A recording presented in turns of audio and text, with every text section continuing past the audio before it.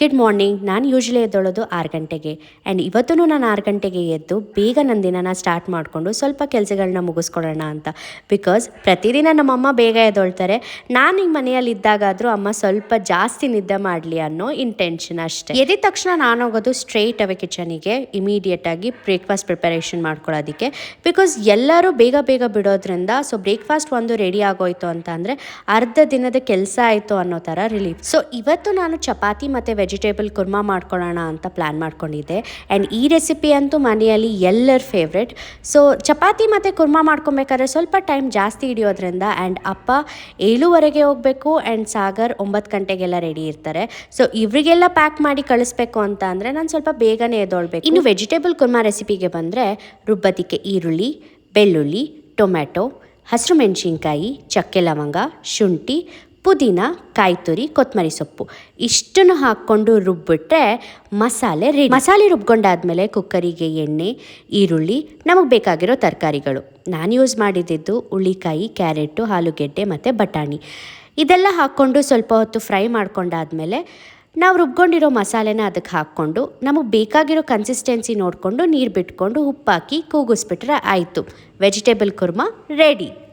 ಇನ್ನು ಈ ಕುರ್ಮಾ ಮಾಡ್ಕೊಳ್ಳೋ ಅಷ್ಟೊತ್ತಿಗೆ ಟೈಮ್ ಆಗಿತ್ತು. ಸೊ ಅಪ್ಪ ಹೋಗೋದಕ್ಕೆ ರೆಡಿ ಇದ್ದರು. ಅವರಿಗೆ ಚಪಾತಿ ಮಾಡ್ಕೊಂಡು ಬಿಡೋಣ ಬೇಗ ಬೇಗ ಅಂತ ಅಂದ್ಬಿಟ್ಟು ಚಪಾತಿ ಮಾಡ್ಕೊಳ್ಳೋಣ ಅಂತ ರೆಡಿ ಮಾಡಿಕೊಂಡೆ. ಈ ಸಮ್ಮರಲ್ಲಿ ಅಡುಗೆ ಮನೆಗೆ ಬಂದುಬಿಟ್ಟು ಅಡುಗೆ ಮಾಡಬೇಕು ಅಂತ ಅಂದರೆ ತುಂಬ ಕಷ್ಟ ಅನಿಸುತ್ತೆ.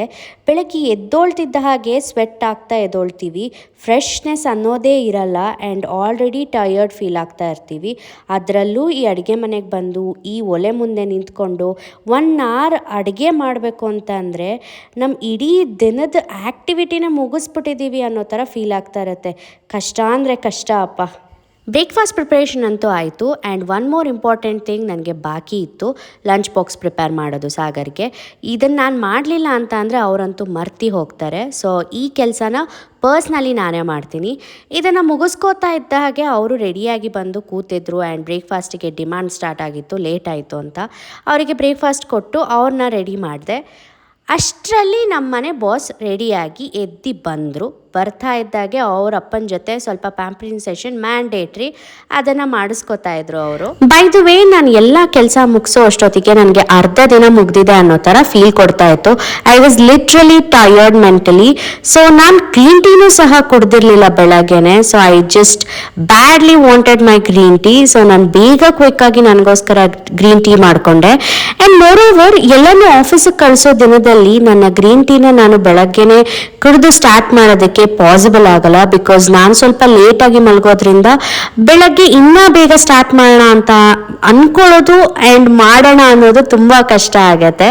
ಸೊ ನಾನು ನನ್ನ ಗ್ರೀನ್ ಟೀನ ಮುಗಿಸ್ಕೊಂಡು ಹೋಗಿದ್ದು ನನ್ನ ಬೆಡ್ನ ಟೈಡ್ ಅಪ್ ಮಾಡೋದಕ್ಕೆ. ಬಿಕಾಸ್ ನಾನು ಎದ್ದ ತಕ್ಷಣ ಅದನ್ನು ಮಾಡಲ್ಲ ಆ್ಯಂಡ್ ಎಲ್ಲರನ್ನೂ ಅವ್ರವ್ರ ಕೆಲಸಗಳನ್ನ ಮುಗಿಸಿ ಎಲ್ಲ ಫಸ್ಟು ಪ್ರಯಾರ್ಡ್ ಕೆಲಸ ಮಾಡಿಬಿಟ್ಟು ಆಮೇಲೆ ಬರ್ತೀನಿ ನನ್ನ ಬೆಡ್ನ ಸರಿ ಮಾಡೋದಕ್ಕೆ. ಸೊ ಬೆಡ್ ಸರಿಯಾಗಿಲ್ಲ ಅಂತ ಅಂದರೆ ಮತ್ತೆ ನಾನು ರಾತ್ರಿ ಬಂದು ಮಲಗಬೇಕಾದ್ರೆ ನನಗೆ ಒಂಥರ ಇರಿಟೇಟ್ ಫೀಲ್ ಆಗ್ತಾ ಇರುತ್ತೆ.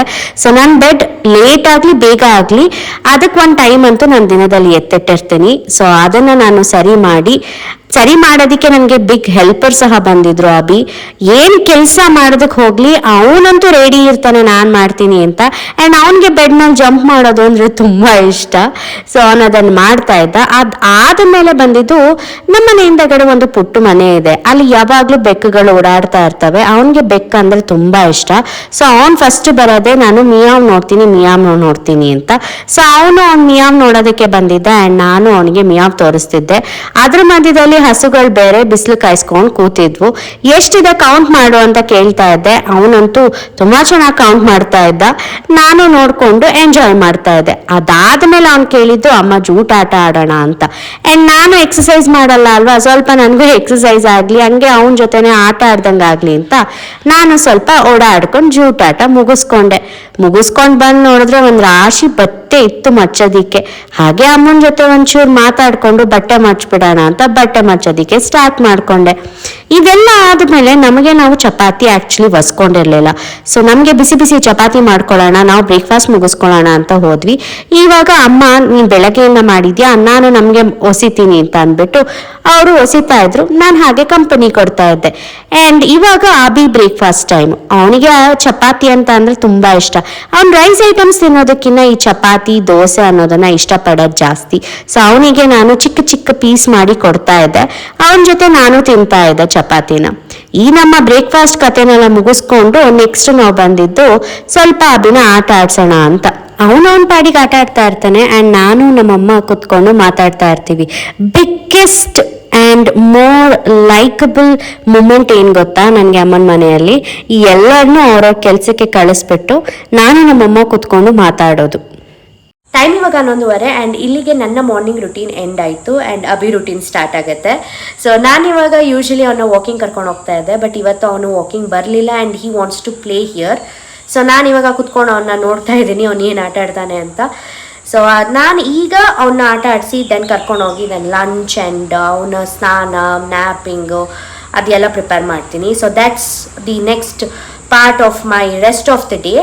ಆ್ಯಂಡ್ ಅಮ್ಮನ ಮನೆಯಲ್ಲಿ ಬಂದಾಗ ನನ್ನ ಮಾರ್ನಿಂಗ್ಸ್ ತುಂಬ ಅರ್ಲಿಯಾಗಿ ಸ್ಟಾರ್ಟ್ ಆಗುತ್ತೆ ಆ್ಯಂಡ್ ನೀವು ಆಲ್ರೆಡಿ ನೋಡಿರ್ತೀರ ನನ್ನ ರುಟೀನ್ ಹೇಗಿರುತ್ತೆ ಅಂತ. So this was my complete morning routine. I hope ನಿಮಗೆಲ್ಲ ಈ ವಿಡಿಯೋ ಇಷ್ಟ ಆಯಿತು ಅಂತ ತಿಳ್ಕೊತೀನಿ. And thank you so much for watching and I will see you in my next vlog. Until then thank you and bye.